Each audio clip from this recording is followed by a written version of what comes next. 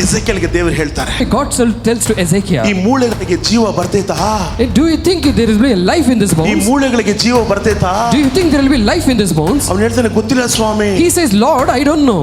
ಹೋಗಿ ಮಾತಾಡು. And he says, go and talk. ನಾನು ಹೇಳಿದ್ದೀನಿ, ಹೋಗಿ ಮಾತಾಡು. Whatever I said, go and speak. ಯಾಕೆ ದೇವರೇ ಡೈರೆಕ್ಟ್ ಆಗಿ ಮಾತಾಡ್ಬೋದಲ್ಲ? Don't you think God could have spoken to the bones directly, right? ಮಾತಾಡ್ದ ಹೋಗಿ. He spoke.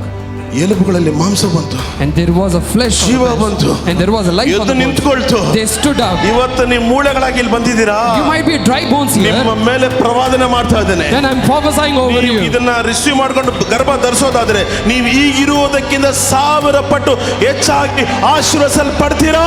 If you receive that and you conceive that, you will be blessed 1,000-fold than what you have now.